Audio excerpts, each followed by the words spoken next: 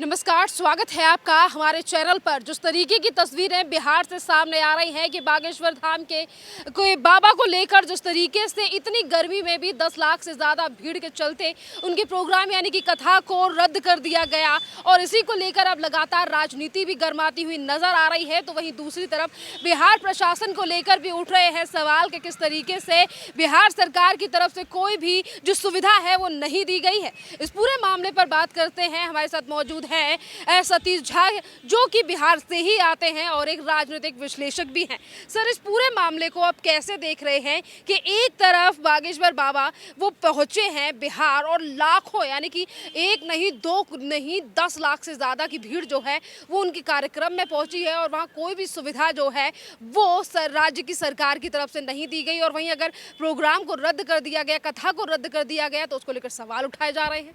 नहीं, आपको मैं बताऊं, जब से हिंदू पुनर्जागरण हुआ है तब तक जो लोगों में हिंदुत्व की भावना आई है उसका ये परिणति है।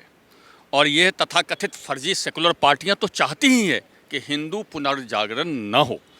अभी बाबा बागेश्वर नाथ जी जो नौबतपुर में पहुंचे हैं, 10 लाख की भीड़ तो सभा स्थल पे है। पूरा नौबतपुर में 10 लाख आदमी मौजूद हैं और उतने ही आदमी पटना और पटना के आसपास भरे हुए हैं। करोड़ों लोग टीवी पे लाइव देख रहे हैं, अभी भी दिखाया जा रहा है, जिसमें कितने लोग हैं। जहाँ तक सभा कथा को निरस्त करने की बात थी उसको रोक दिया गया है, लेकिन बाबा ने यह घोषणा जरूर करी है कि लोग यहाँ ना आवें, यहाँ भीड़ नहीं लगाए क्योंकि यहाँ अव्यवस्था है। वास्तव में वहाँ की स्थानीय सरकार इसके लिए कोई व्यवस्था नहीं कर रही है। आप कल्पना कीजिए, यही कार्यक्रम मैं पटना की बताऊँ आपको, गुरु गोविंद सिंह जी की 350वीं जन्म जयंती मनाई गई थी पटना साहब में। बिहार सरकार ने 100 करोड़ का प्रोजेक्ट रखा था, 100 करोड़ रुपया रखा था और गुरु गोविंद सिंह की जयंती मनाई गई थी। पूरे देश से नहीं, पूरे दुनिया से हमारे सिख भाई आए थे और अपने गुरु को अरदास करके गए थे। लेकिन चूँकि यह हिंदू के लिए है इसलिए यह कोई व्यवस्था नहीं की गई है। तो ये जो भी हिंदू समाज है खुद अपनी व्यवस्था की है और इतना सरकार का विरोध रहते हुए, सरकार के मंत्री के विरोध को रहते हुए 10 लाख आदमी वहाँ जुटना यह साबित करता है कि हिंदू का पुनर्जागरण हो चुका है। बिहार सरकार की तरफ से कोई भी सुविधा नहीं दी गई है, इस पर क्या कहेंगे? क्योंकि तेजस्वी यादव से लेकर मुख्यमंत्री को लेकर सवाल उठाया जा रहा है। ये तो बिल्कुल सही है कि वो लोग खुलेआम विरोध कर रहे हैं। यहाँ तक कि माननीय लालू प्रसाद यादव जी ने जब बाबा बागेश्वर नाथ का प्रवचन शुरू हुआ चादर चढ़ाने चले गए कि किसी तरह से तुष्टीकरण का जो हमारा सिद्धांत है वो चलता रहे और वो तुष्टीकरण के सिद्धांत में लगे हुए हैं। लेकिन पूरे बिहार के हिंदू स्वयं उठ करके जो वहाँ भीड़ उमड़ी है, जो नौबतपुर में 10 लाख आदमी आए हैं, वो साबित करता है कि फर्जी सेकुलरों की यह तुष्टीकरण की नीति चलने वाली नहीं है। इसलिए तो वहाँ भीड़ आई है और लोग अपने हिसाब से व्यवस्था कर रहे हैं, अपने हिसाब से काम कर रहे हैं। सारी व्यवस्था सुचारू रूप से चल रही है, जिसमें कोई दिक्कत नहीं है। लोगों ने व्यवस्था खुद संभाल ली है, जबकि सरकार विरोध करने के लिए जहाँ तक जा सकती थी वहाँ तक गई है, लेकिन लोग खुद व्यवस्था कर रहे हैं। और जो हिंदुओं की जुटान हुई है नौबतपुर में 10 लाख की, वह साबित करता है कि अब इस तरह का फर्जी विरोध कोई चलने वाला है नहीं। जात पात भूलकर हिंदू वहाँ सब इकट्ठा हो गया है बाबा बागेश्वर नाथ के शरण में। बाबा बागेश्वर की बात करें तो इससे पहले भी उनको लेकर कई बार राजनीति गर्म रही। जिस तरीके से कुछ लोगों ने ये तक कह दिया कि वो ढोंगी हैं, उन पे जनता विश्वास ना करे, पर इन तमाम बयानों के बावजूद भी 10 लाख से ज़्यादा लोगों की भीड़ किस तरीके से देख रहे हैं? इसलिए मैं बताता हूँ कि यही मैं बार बार बता रहा हूँ, जब दूसरे धर्म के लोग इसी तरह से चमत्कार दिखाते हैं तो उनको ढोंगी क्यों नहीं कहा जाता? मन को तो नहीं कहा गया कि ये ढोंग कर रहे हैं। अभी मैं टीवी में देखता था, गुरु साहब चिल्ला चिल्ला करके एक मरे हुए बच्चे को जिंदा कर रहे थे। उसको बोले आकर के यहाँ जिंदा कर दे, उसको तो कोई नहीं बोलता। सारे धर्म में ऐसे होते हैं। यह वाहिद हिंदू एक ऐसा धर्म है कि जातियों में बटा हुआ है, जाति के टुकड़े टुकड़े में बटा हुआ है, इसीलिए लोगों को विरोध करने की हिम्मत होती है। नेचुरली विरोध करने का कोई सवाल ही नहीं है।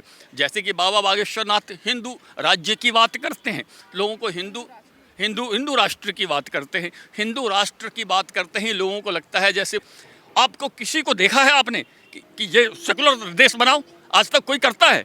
ये सारे सिद्धांत भारत में ही लागू होते हैं। पाकिस्तान में कोई प्रेशर नहीं पड़ता अंतर्राष्ट्रीय, बांग्लादेश में नहीं पड़ता, म्यांमार में नहीं पड़ता। भारत को पता नहीं दुनिया का कहाँ का प्रेशर पड़ जाता है जिससे कि हिंदू राष्ट्र की घोषणा नहीं हो रही है। बाबा बागेश्वर नाथ ने सही दिशा में कदम उठाई है और आम जनता भी अब इस दिशा को स्वीकार करता है। अभी आपने हिंदू राष्ट्र को लेकर जिक्र किया है, उस पर तो असदुद्दीन ओवैसी कई बार कहते हैं कि इससे पहले तो कभी इस तरीके की चीज़ें नहीं हुई हैं, ये देश जो है वो सेकुलर है, तो फिर हिंदू राष्ट्र की मांग क्यों की? असदुद्दीन ओवैसी जी को पता नहीं है, जहाँ से वो आते हैं वहाँ के राजाकार ने सबसे पहले मुस्लिम राष्ट्र की बात करी थी। और जहाँ तक भारत का निर्माण हुआ है 1947 से ही हम लोग अपने लोगों को निश्चित रूप से निर्माण मानते हैं। तो भारत का बंटवारा ही मुस्लिम राष्ट्र और हिंदू राष्ट्र के रूप में हुआ था। मुस्लिमों ने इसीलिए बंटवारा किया था कि हम हिंदुओं के साथ नहीं रह सकते हैं, इसलिए मुस्लिमों के नाम पर 2 देश दिया गया था। तो जो बाकी बचा वो हिंदुओं के लिए ही बचा था। यदि मुसलमान हिंदुओं के साथ रहते ही तो फिर पाकिस्तान का निर्माण क्यों होता, बांग्लादेश का निर्माण क्यों होता? तब तो एक थे ही। और चूँकि मैंने पहले ही बताया कि हिंदुओं को जाति में बंटने का षड्यंत्र किया जा रहा है, ये अभी नहीं, ये आज़ादी के आंदोलन से ही किया जा रहा है। जिन दलित भाइयों को ना पता हो उनके लिए मैं बता दूं, जोगिंदर नाथ मंडल 1947 के पहले आज़ादी के आंदोलन में एक दलित नेता थे और बहुत ही सक्रिय थे। उस समय में बाबा साहब अम्बेडकर से ज़्यादा उनका नाम था और 10,000 दलित को लेकर के वो पाकिस्तान चले गए थे मुस्लिम लीग के पक्ष में। 1947 में 1946 में बंटवारा का चुनाव हुआ था उसमें उन्होंने वोट डलवाया था मुसलमानों के पक्ष में और 10,000 दलित को लेकर के पाकिस्तान चले गए थे जोगिंदर नाथ मंडल। और जोगिंदर नाथ मंडल पाकिस्तान के पहले कानून मंत्री बने थे, लेकिन अंत में 1 साल के अंदर ही उन्हें भागकर हिंदुस्तान आना पड़ा और 10,000 जो दलित लेकर के गए थे उनको। तो ये दलितों की, मुस्लिमों की ये एकता की ये सब कहानी सच ही चलती है। जब आप नज़दीक जाइएगा, जब आप जड़ में जाइएगा, तो जोगिंदर नाथ मंडल जैसा महान दलित नेता को यदि भागकर पाकिस्तान से आना पड़ा तो दूसरे की औकात है। तो इसलिए हिंदुओं को सबसे पहले जाति में बंटना ख़त्म करना पड़ेगा। यदि आप जाति में बंटना ख़त्म नहीं कीजिएगा तो कभी आपकी दुर्दशा होगी, कभी आपकी दुर्दशा होगी, कभी इनकी दुर्दशा होगी, कभी मेरी दुर्दशा होगी। इसी के साथ अगर बिहार सरकार को लेकर सवाल जनता की तरफ से ये भी उठ रहा है सर, क्योंकि आप खुद भी बिहार से आते हैं और बिहार में जिस तरीके की स्थिति है कि एक तरफ बागेश्वर धाम बाबा जो है वो वहाँ पहुँचे हैं धर्म प्रचार के लिए, कथा के लिए, वहीं दूसरी तरफ जो सरकार है वो इस तरीके से सौतेला व्यवहार कर रही है जैसे कि वो राजनीतिक सिलसिले से किसी से आए हैं या फिर वो चुनाव प्रचार करने आए हैं। एक धर्म को लेकर राजनीति से क्यों जोड़ रही है सरकार? इसलिए जोड़ रही है कि उस राज्य सरकार को पता है यदि बाबा बागेश्वर नाथ के बहाने हिंदू जाति पात भूलकर एक हो गया तो हमारी जो तुष्टिकरण की नीति है वो ख़त्म हो जाएगी। हम जो हिंदुओं को जाति में तोड़कर वोट प्राप्त करते हैं वो हमारी ख़त्म हो जाएगी। अंजुम भी कह रहे हैं कि ढोंगी बिहार आ गया।